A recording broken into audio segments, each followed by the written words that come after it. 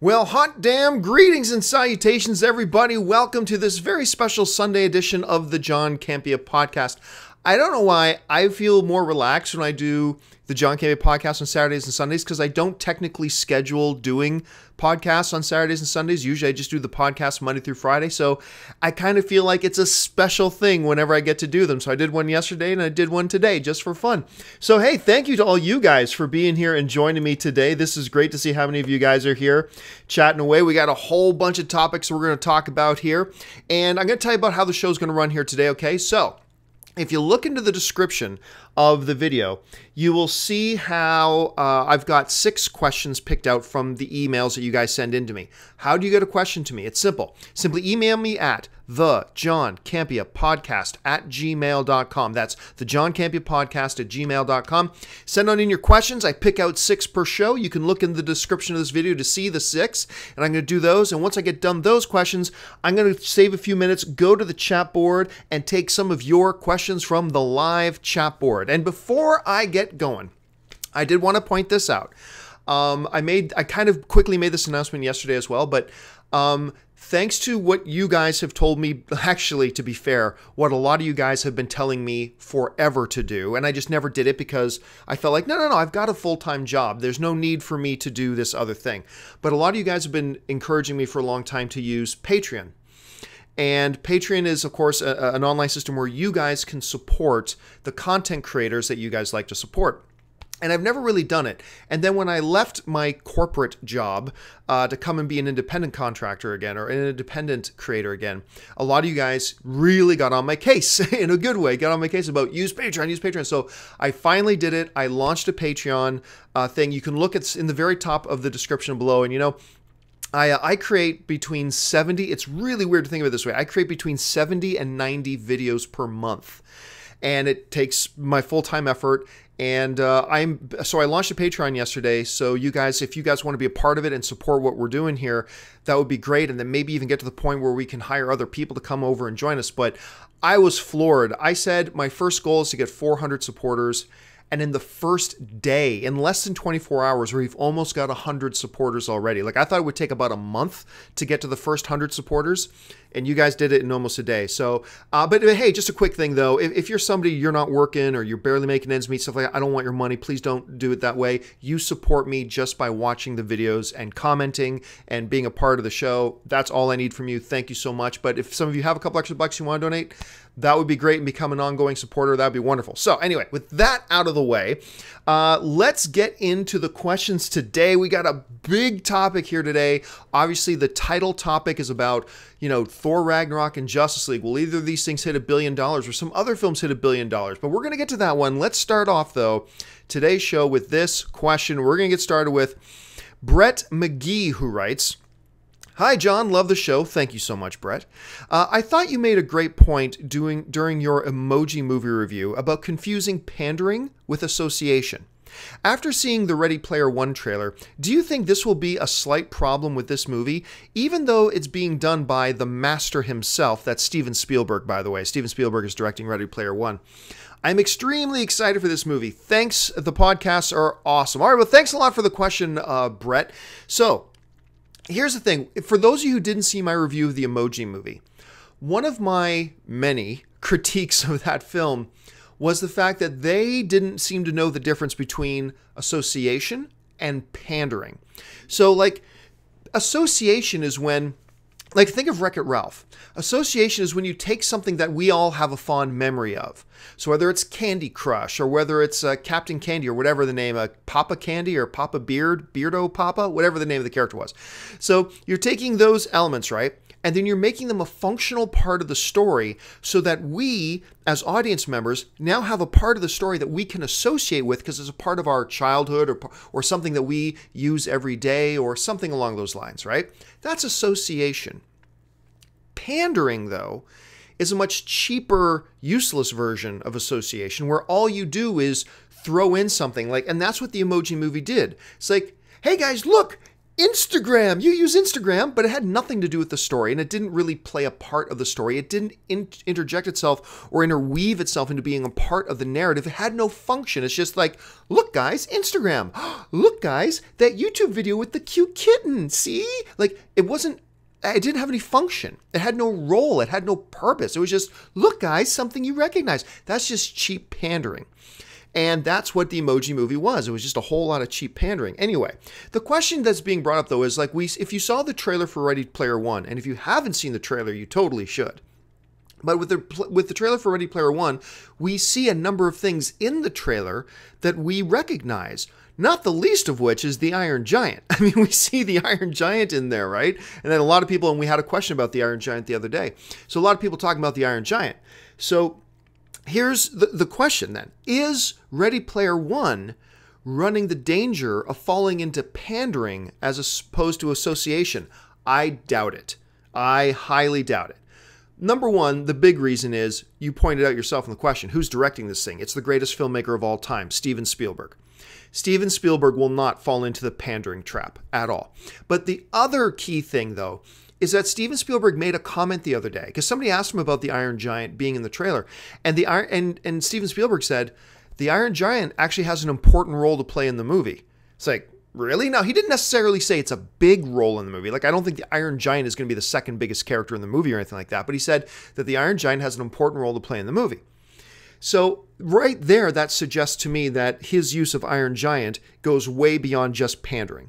And if he's doing that with Iron Giant, then I have no reason to doubt that he's going to functionally use anything, any kind of nostalgia things he brings in the movie, he's going to use for a purpose to move forward. Because it's Steven Spielberg, the greatest filmmaker of all time, and clearly he's already doing that with Iron Giant, so let's see how that turns out. It's a great question, though. I love the question. Thanks for being so observant.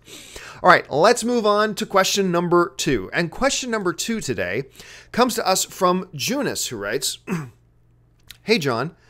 Do you think that in the next few decades, the popularity of Netflix, Hulu, Amazon Prime, etc., will slowly kill off the movie theater industry like the internet music services killed off music stores?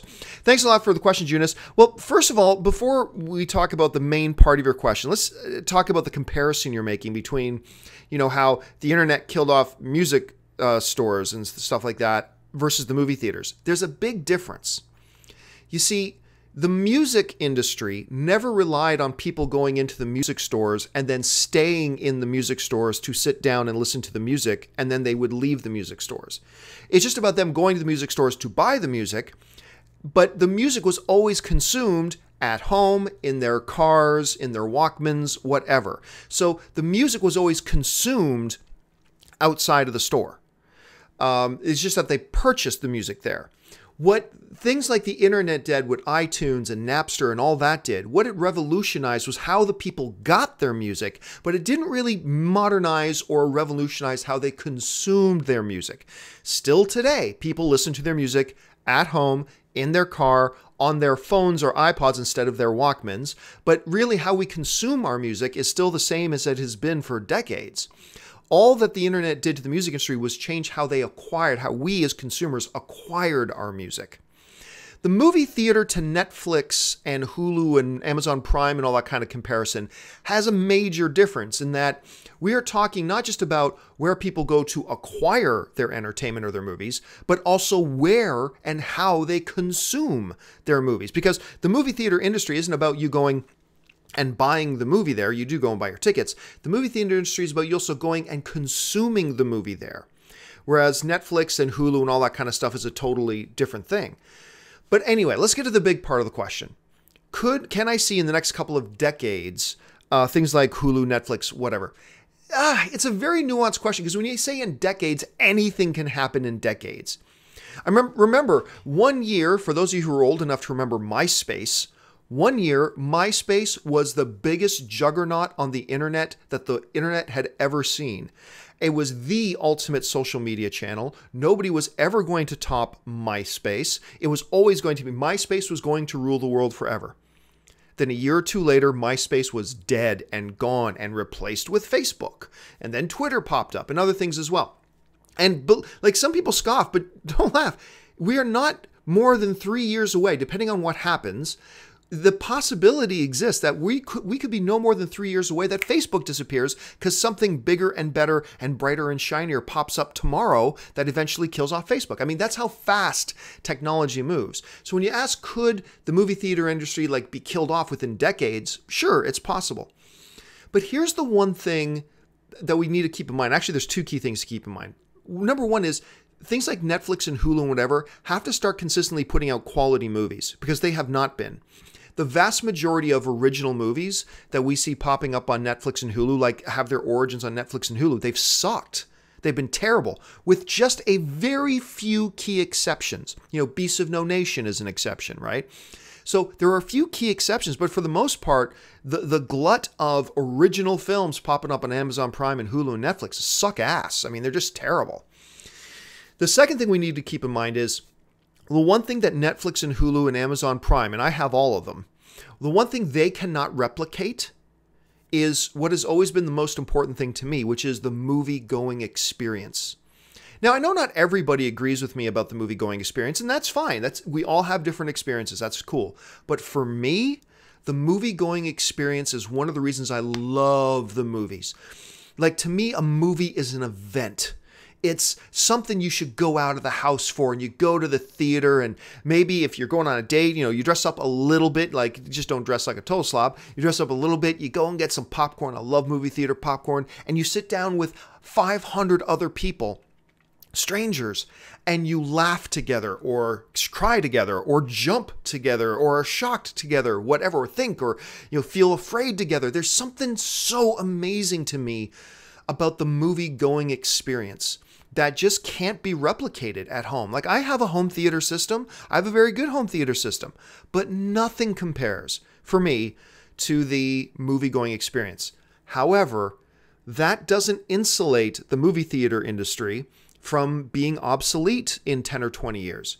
But maybe it'll be around for another 50 or 60 or 100 years. Now remember, people were proclaiming the death of the movies. Like, for those of you who are old enough to remember this, because I was just a teenager, but I remember when VCRs came out, right? When VCRs came out, everybody predicted this is the death of the movie theater industry. This is it. The movie theater industry is done. Now people can pirate movies and just watch movies at home. Whatever. Nice run, movie theater industry, but now the movie theater industry is dead because the VCR has come along. And that didn't happen. I mean, even though people now had the ability to watch movies at home and even record movies and pirate movies, the movie theater industry endured. Now, the movie theater industry is facing a lot of challenges today, a lot of their own challenges that they've self-inflicted, problems that that are self-inflicted on themselves, ticket pricing, things like that. But I'm not ready right now to say, yes, in 10 years or 15 years, the movie theater industry will be gone. And I'm not ready to say that in 10 to 15 years, the movie theater industry will still be strong. I'm not ready to say either way. We got to see how things unfold, but that's just the way I see it. Jump into the comment section, guys. What do you guys think about, the home watching experience, which is awesome. Nothing like being at home, comfortable couch, bowl of ice cream. I'm an ice cream fiend. A bowl of ice cream, kicking your feet up and watching a movie on your big screen TV. That's a great experience, but it's a very different experience from the movie going experience at the same time. So I don't know, jump in the comments section. Let me know what you guys think about that. All right, let's move on to the next question. And the next question today comes to us from Neal Caffrey. And Neal Caffrey writes today, and this is our title question of the day, of course. Neal Caffrey writes, I'm pretty confident that Thor and Justice League will hit $1 billion worldwide, while Episode 8, that's Star Wars Episode 8, might reach $2 billion again. With the release of Infinity War next year and the massive hype around this movie, I think this could be the first Marvel movie to hit $2 billion worldwide. What are your thoughts about these speculations? Thanks a lot for the question, Neal. And, there's a couple things we got to keep in mind about this. First of all, there's a lot of people out there who just make the assumption that Thor's going to make $1 billion and Justice League's going to make $1 billion and Star Wars Episode 8 is going to make $2 billion, blah, blah, blah. But I do want to caution against that. I'll go on record right now. I wouldn't be willing to bet money that Thor would hit $1 billion or that Justice League hits $1 billion. I wouldn't bet money on. Now, I wouldn't necessarily bet against them either, but here's why I would personally hesitate, okay? Let's look at the patterns, all right? not every Marvel movie that comes out hits $1 billion. I think 5 of them, maybe. It might even be 4, but I think 5 Marvel films have hit $1 billion. There are a lot more Marvel films than 5. So it's not like every Marvel film hits $1 billion. They don't. The last Thor movie, Thor the Dark World, which was not a great movie, but Thor the Dark World only, listen to me saying the word only made $644 million at the box office. Should we then assume that Thor Ragnarok, even though it has Hulk in it, that Thor Ragnarok is going to hit $1 billion? I'm not so sure. You know, I'm not ready. I'm not ready to put a crown on that. I'm not ready to put money on that. I think Thor Ragnarok probably caps off at around $750 million. I'm going to guess $750 million for Thor Ragnarok. And that's huge. That's huge. That's a step up from the last Thor movie, which made $644. I'm going to go $750 million for Thor Ragnarok. I think it's going to be great. I think it's going to be a lot of fun, but $1 billion, I'm not ready to say that yet. I'm not going to fall out of my chair with shock if it does hit $1 billion. Don't get me wrong. I'm not sitting here saying Thor will never hit $1 billion. I'm not ready to say that. But if I had to guess right now, I'm going to take a guess at $750 million, and I think that's a great number. I think that would be a huge success. Justice League.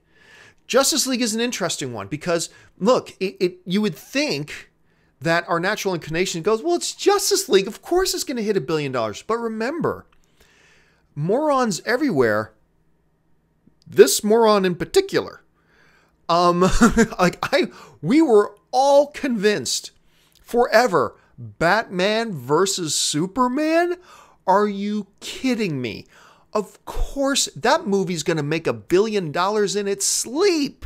The question is, will it make $2 billion? Like, I was 100% convinced that Batman versus Superman, that's the movie everybody wanted to see.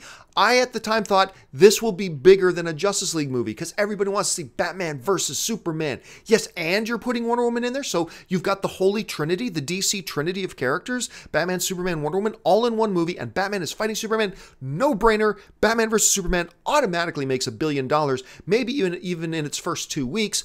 Then the question will be, will it hit $2 billion? Well, then the movie came out.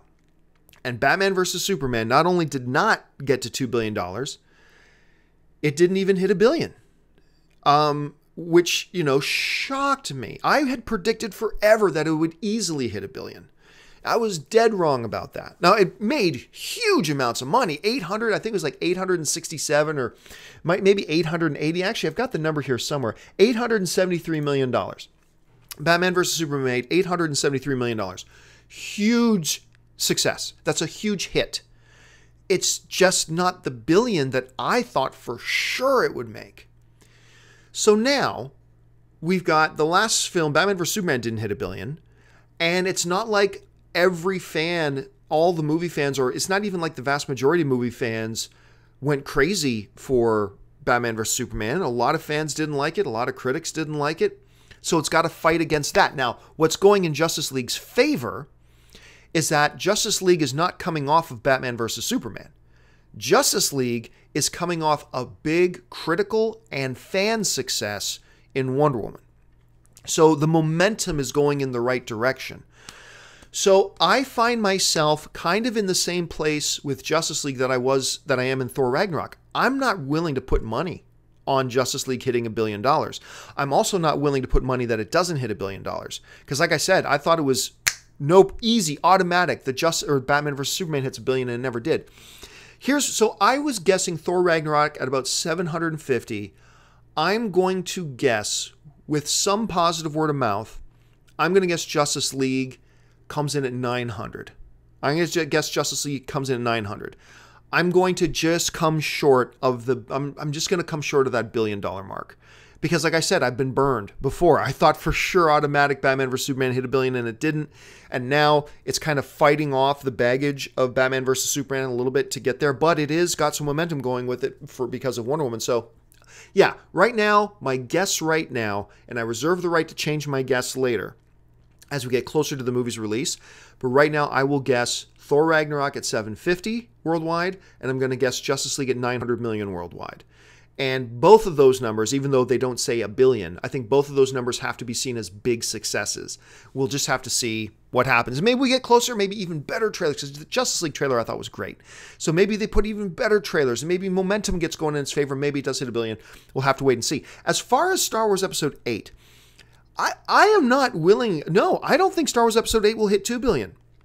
I just think The Force Awakens had so much going for it as far as the return of Star Wars after the dark prequel eras. You know, the Star Wars is back, you know. I think a lot of that had something to do with its amazing success. So I think automatic Star Wars Episode 8 crosses 1.5 billion, but I do not think Star Wars Episode 8 hits 2 billion. Now, as far as, you know, the question about Avengers Infinity War, I don't know why. I'm not willing to assume that it hits 2 billion either. People were super excited for Age of Ultron, and it didn't hit 2 billion, didn't make as much as the original Thor or the original Avengers movie. So I'm not willing to make any big assumptions one way or the other. So yeah, there we go. I'm going to go conservative on all of them. I'm calling Thor Ragnarok at 750. I'm calling Justice League at 900 million. I'm predicting about 1.5 billion for Star Wars Episode 8. I do not think it'll hit $1 billion. And I don't think Avengers Infinity War will hit $2 billion. I think they'll all of those movies are going to make ridiculous, obscene, ungodly amounts of money. But I just don't think they're going to hit those plateaus. But hey, who knows, man? I thought Batman vs. Superman would hit $1 billion and it never did. So let's see how that all kind of comes together. All right, let's move on to the next question. And the next question today comes to us from FoxHound, who writes, in Thursday's podcast, you talked about Marvel's villains being purposefully used in a way to suit the hero story, and that's why they often come off as weak. That is my biggest concern for Thanos in Infinity War.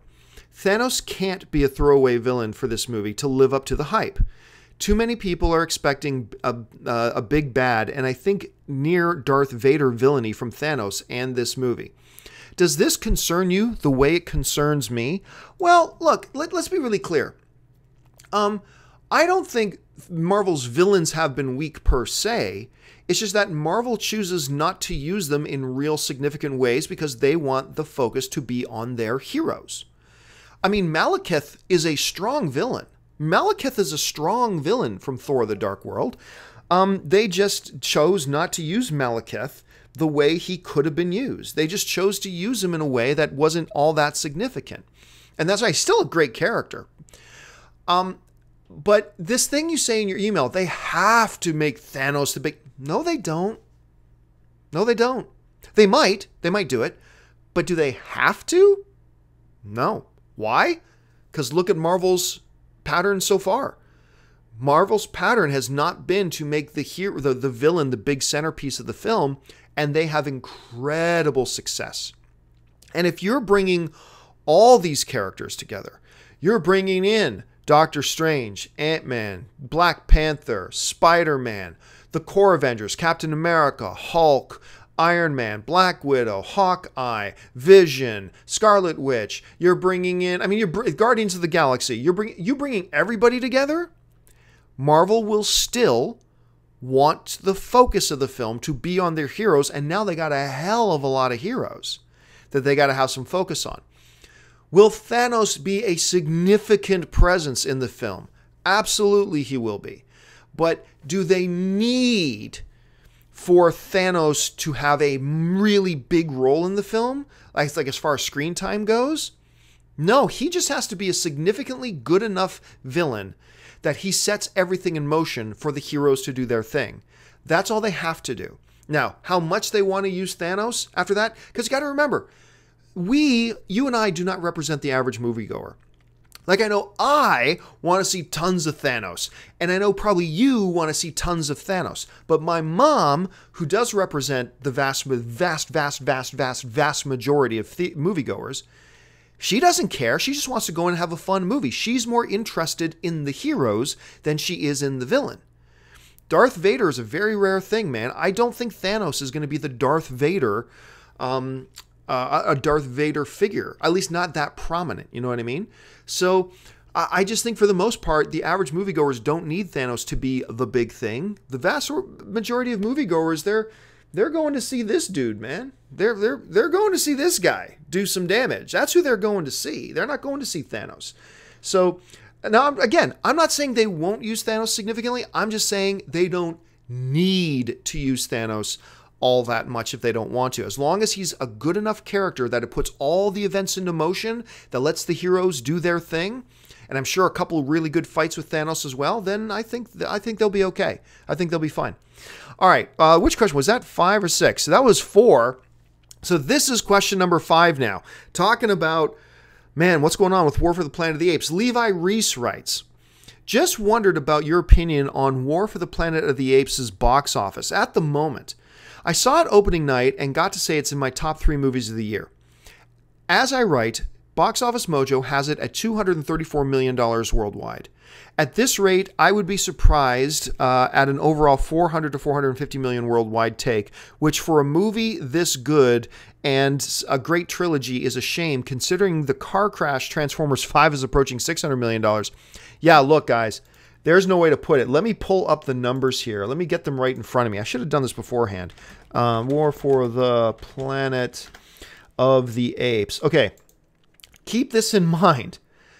The last film, Dawn of the Planet of the Apes, made over $700 million worldwide. Okay? Dawn of the Planet of the Apes made over $700 million worldwide. War for the Planet of the Apes is at 278 million worldwide. 278. And it's not like it just opened. This in its 4th week. It's not going to hit $400 million. It's not going to hit $400 million. War for the Planet of the Apes went like this. And I don't know why. Because War for the Planet of the Apes is a damn good movie. Totally misleading advertising campaign. Totally false, deceptive, lying, misleading advertising campaign, because that movie is not a war movie at all. It is not a war movie at all. If you saw the movie, you know exactly what I'm talking about. And all the trailers made it look like it's going to be this, finally, we're going to get the epic battle between, you know, the apes army against the human army. We're going to see the war for the Planet of the Apes. Nope, that's not what the movie's about at all. So really deceptive, but even though the advertising campaign was deceptive, the movie is freaking good. It's a good, solid movie that I enjoyed very much. So for Dawn of the Planet of the Apes to make over $700 million, and when it's all said and done, War for the Planet of the Apes will be lucky if it makes half of what Dawn of the Planet of the Apes did. War for the Planet of the Apes is going to lose the money. And I've got no explanation, because it's a great film, other than the fact that some genius thought it was a good idea to open War for the Planet of the Apes on Spider-Man Homecoming's second weekend. Like, I don't know what brainchild thought that up, but I hope they're fired. Yeah, hey, we got this War for the Planet of the Apes. Let's open it on Spider-Man Homecoming's week 2. Yeah, that's really bright. That was really freaking bright. There's a reason the movie only made $50 million on its opening weekend, and that's it. So the movie is going to end up losing money. It's a shame. It's a damn shame, but I mean, it is what it is. All right, let's move on to the last email question today before we go over to you guys in the chat board. You guys start putting in your questions now, and I'll get to those questions. I'll pick up a bunch of questions as soon as I'm done this final question. The final email question today comes to us from Paul Bloom, who writes, I have a question. According to the Jack Reacher franchise, while the first one is one of my favorite movies, the second one was very disappointing. Do you believe there is any chance for another movie in the Jack Reacher franchise, even with another actor in the title role? Thanks a lot for the question, Paul. Yeah, I used to argue, me and a couple of the guys used to argue about Jack Reacher all the time. Some people didn't like the first Jack Reacher movie. I loved the first Jack Reacher film. I don't care. I love it. I don't care what anybody else says. I loved the first Jack Reacher film. I thought it was a hell of a lot of fun. It was great in the James Bond, Bourne kind of spirit of things. And I thought Tom Cruise kicked ass in the role. I really did. I thought he was great in it. Movie wasn't a huge box office smash hit, but it made like $200+ million on like a $50 or $60 million budget, something like that. So it did fine. So I was surprised that they did a sequel, but I was pleasantly surprised they did a sequel. And they did Jack Reacher, Never Go Back. And that movie was bad. It's a bad movie. It wasn't like a train wreck. It wasn't the worst film I've ever seen by any stretch of the imagination. It was okay, but generally speaking, it was a poor film. And the movie only, I believe, made, let me pull up the number here. So the first Jack Reacher film made $218 million at the worldwide box office. The second one took like a $50 million dip and only made $162 million, and it got negative reviews. So if I'm a studio executive and I'm like, okay, well, we made one Jack Reacher film, made $218 million. Then we made a second Jack Reacher film, and it took a big nosedive and only made $162 million with Tom Cruise in the lead. Do I think it's a good idea to invest a whole bunch of millions of dollars into making another Jack Reacher movie? Tom Cruise ain't in the business of doing $162 million movies. So you're not going to get Tom Cruise back. So, well, then let's change the actor. Well, if Jack Reacher with Tom Cruise only made $162 million, how much do you think a Jack Reacher without Tom Cruise is going to make? It's probably going to make a lot less, I'm guessing.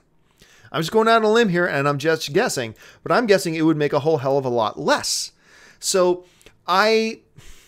look, if they said they were going to make another Jack Reacher film, I'd be like, cool, I would go to see it because I liked the first one enough that I think I would like to give them to give it another shot. But I just can't see a reality in which that happens. Maybe in 5 or 10 years and they reboot the whole thing and try it again. But making a Jack Reacher 3 at this point, I don't think it's in the cards. But the question, what do you guys think? Do you guys think they'll make another Jack Reacher film? Jump into the comment section there and let me know. All right, guys, I said I would now take some time to go over to your questions and take your guys' questions for those of you who are watching the show live and take your questions there. And the first one comes to us from James Fung, who writes, John, do you miss working in the visual effects industry? Not really, because I mean, it was a lot of fun. But the visual effects industry is a feast or famine industry. What that means is this.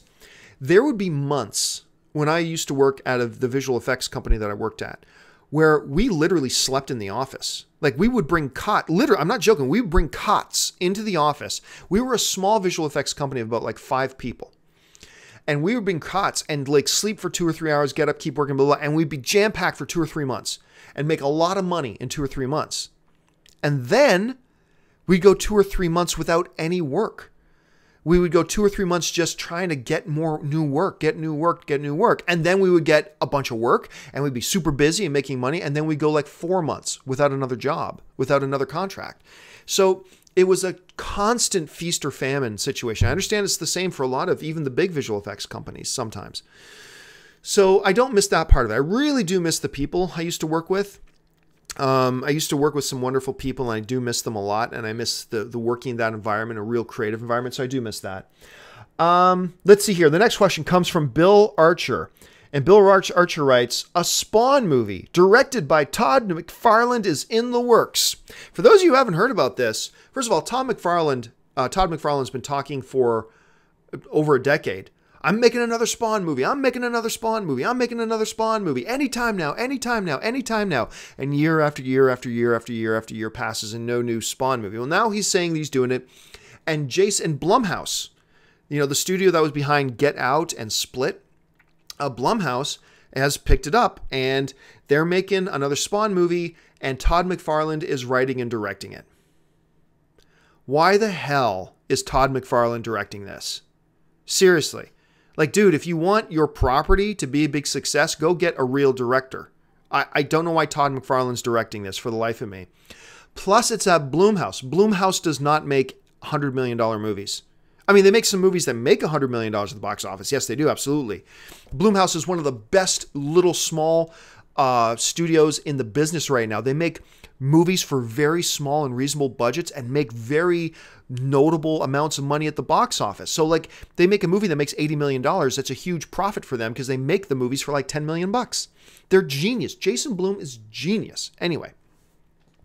And I've spoken with Jason Blum. I've had him in my studio before. I've sat down and talked with Jason Blum before. Really cool guy. Anyway. So with the movie being done at Blumhouse, it's going to be a small budget film. It's not going to be a big visual effects heavy film. It's going to be a pretty small film because I can't see Blumhouse giving especially if it's being directed by Todd McFarlane, a guy who's never directed a feature film before. They're not going to give him 80 or 90 or $100 million to make that movie. They're just not going to give it to him. They'll give him $30 million, maybe 40. And maybe they can make a good little movie. But I'll be honest with you. I have very terrible expectations because Todd McFarlane is writing and directing it. A guy who's never directed a film before and knows nothing about film directing.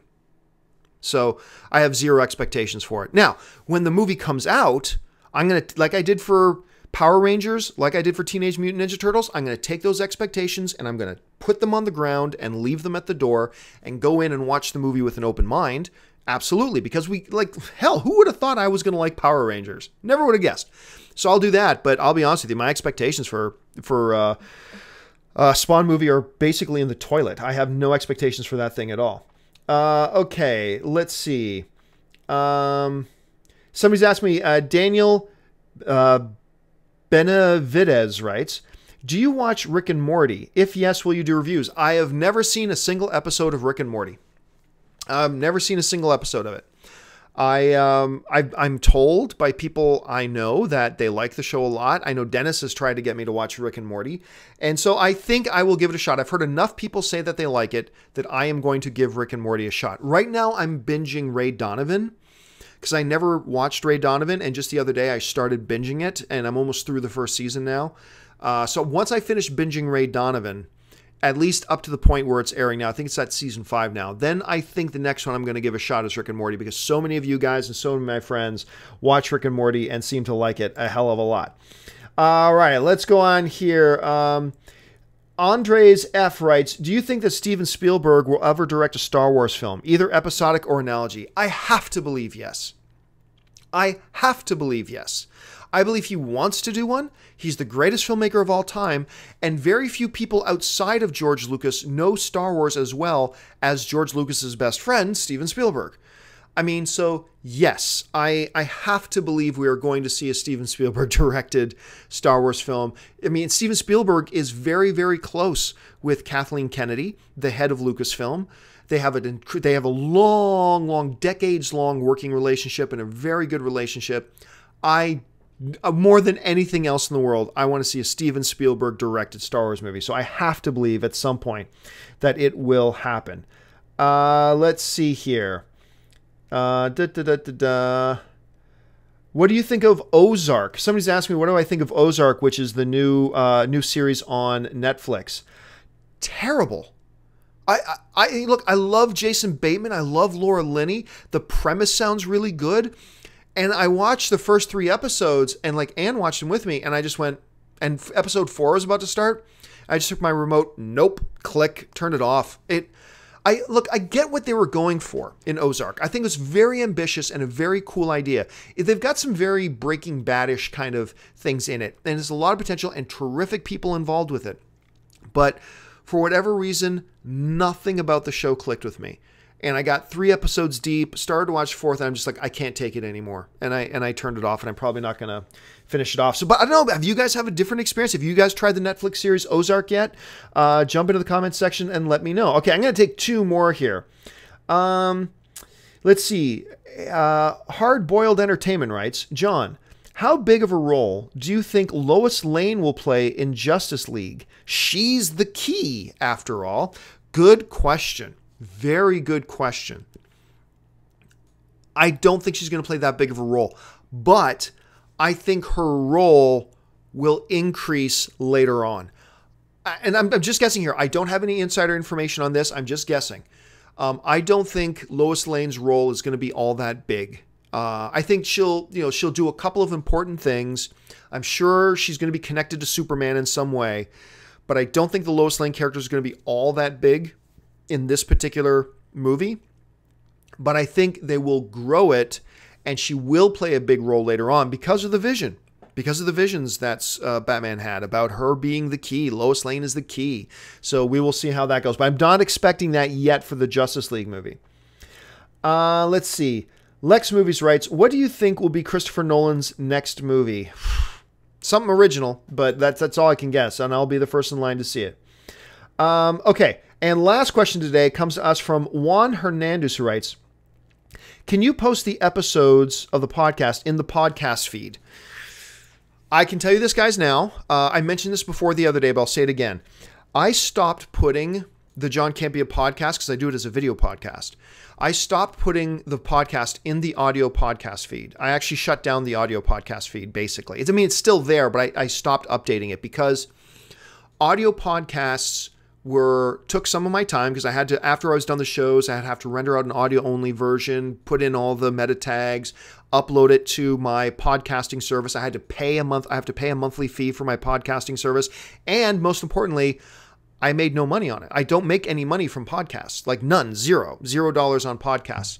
And now that I do this full time and I'm dedicating all my time to creating content for the YouTube channel, I made the decision that I was no longer going to be putting up the audio only podcast feeds, because while I do make money if people watch the YouTube version of it, I make no money on the podcast version of it, and it actually costs me money and costs me time to put them up there. However, I am going to start putting up the audio-only versions of the John Campea podcast for my Patreon supporters. So if you become my Patreon supporter at either the $2 a month level, the $5 a month level, or the $15 a month level, each one has different perks, but everybody who is one of my supporters will get access to an audio only feed of the show. That starts tomorrow. That starts with Monday's show. Will be the first one that goes up in my Patreon thing, and everybody who is a subscriber, everybody who is one of my patrons will get the audio only podcast. So, because that way it's actually doing something for me. The audio only podcast actually does something for me at that point.